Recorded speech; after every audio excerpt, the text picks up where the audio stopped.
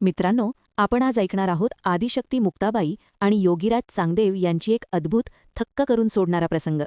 हा प्रसंग आहे शक्ती आणि कृपेची, तपश्चर्या आणि सहजतेची, आणि एका 1400 वर्षांच्या महान योगीला एका 6.5 वर्षांच्या बालिकेने दिलेल्या दिव्य धड्याची. त्या काळात महाराष्ट्राच्या भूमीवर 4 दिव्य भावंड विचरत होती. सर्वात मोठे भाऊ आणि गुरु संत निवृत्तीनाथ, माऊली म्हणून ओळखले जाणारे संत ज्ञानेश्वर, संत सोपानदेव आणि सर्वात लहान बहीण आदिशक्ती मुक्ताबाई. वय फक्त 6 वर्षे, पण शक्ती अपार. याच काळात एक महान तपस्वी होते, योगीराज चांगदेव.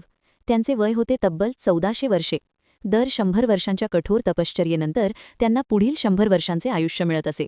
आणि अशी अद्भुत सिद्धी होती की 100 वर्षांच्या समाधीनंतर जेव्हा ते डोळे उघडत, तेव्हा त्यांच्यासमोर ठेवलेली कोणतीही मृत व्यक्ती पुन्हा जिवंत होत असे.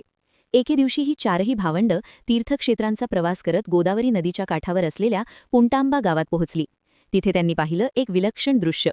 रस्त्याच्या कडेला 100 प्रेतांची रांग लागलेली होती आणि हजारो लोक शांतपणे काहीतरी वाट पाहत बसले होते. हे दृश्य पाहून लहानगी मुक्ताबाईने आपल्या दादांना विचारलं, दादा, ही प्रेतं अशी का ठेवली आहेत? तेव्हा निवृत्तीनाथ म्हणाले, मुक्ता, इथे योगीराज चांगदेव समाधीत बसले आहेत. ते 100 वर्षांनी उठणार आहेत आणि तेव्हा ही सर्व प्रेतं जिवंत होतील म्हणून लोक वाट पाहत आहेत. हे ऐकून लहानगी मुक्ताबाई हसली आणि निरागसपणे म्हणाली, दादा, मेलेली माणसं जिवंत करणं यात एवढं काय मोठं आहे? असं म्हणत तिने जमिनीवर पडलेलं एक जुने कुत्र्याचं हाड उचललं. ते हाड 40-50 वर्षांपासून तिथे पडून होतं. मुक्ताबाई चालत गेली आणि एकामागून एक त्या 100 प्रेतांवर ते हाड फक्त फिरवलं आणि पाहता पाहता 1, 2, 3 सगळी 100 प्रेतं जिवंत होऊन उठून बसली. लोक थक्क झाले, डोळ्यांवर विश्वास बसेना. पण चमत्कार इथेच थांबला नाही. मुक्ताबाईने ते हाड जमिनीवर टाकलं आणि त्याच क्षणी ते हाड एका जिवंत कुत्र्यामध्ये रूपांतरित झालं. तो कुत्रा भू भू करत तिथून पळून गेला. हा अद्भुत चमत्कार हजारो लोकांनी आपल्या डोळ्यांनी पाहिला.